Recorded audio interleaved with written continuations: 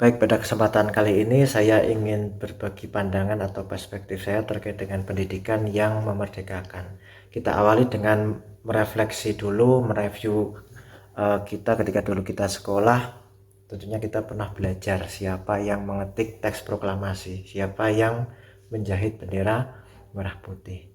Nah, pernahkah nggak sih kita bertanya manfaatnya untuk kehidupan kita apa sih? Apakah ketika kita mau melamar pekerjaan kita ditanya siapa yang menjahit bendera merah putih, siapa yang mengetik teks proklamasi. Nah, hal ini tentunya dialami juga oleh murid-murid kita di kelas dan kita sebagai guru.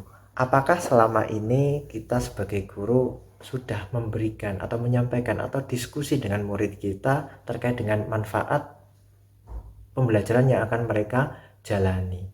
Nah, kita sering sekali terpaku pada menyampaikan tujuan pembelajaran saja, namun tidak menyampaikan manfaatnya untuk kehidupan anak-anak. Misalkan kita belajar pecahan, apa sih manfaatnya untuk kehidupan anak sehari-hari, apa sih manfaatnya untuk lingkungan mereka, seperti itu. Nah, ini tentunya saya ingat terkait dengan pembelajaran pendidikan yang memerdekakan adalah bebas dari belenggu. Apakah selama ini mungkin murid-murid kita mengikuti pembelajaran hanya karena instruksi dari guru saja, atau karena mereka memang ingin belajar?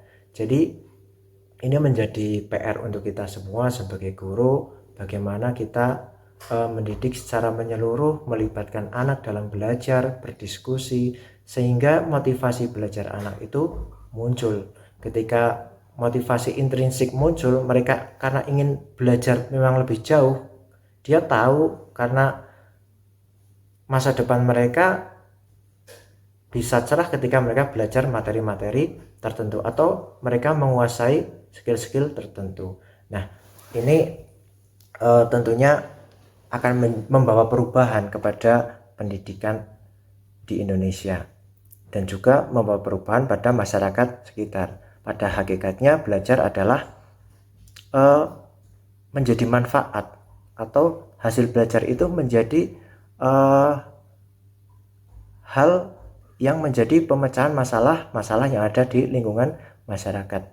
Nah, kaitannya dengan profil pelajar Pancasila, maka ini sesuai dengan dimensi bernalar kritis. Jadi hasil belajar anak di sekolah itu akan mereka terapkan dalam kehidupan sehari-hari. Misalkan anak belajar tentang kebersihan, mengelola sampah. Ketika mereka melihat sampah di sekolah, mereka langsung ambil, kemudian dibuang di tempat sampah. Ketika ini sudah menjadi budaya dalam anak tersebut, ketika mereka di lingkungan masyarakat pun akan melakukan hal yang sama. Mereka melihat sampah di rumah akan diambil, mereka melihat sampah di jalan akan selalu diambil.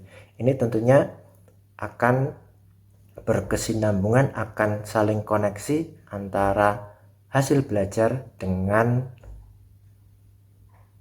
kehidupan di masyarakat. Mungkin itu kaitannya dengan profil pelajar Pancasila. Terima kasih.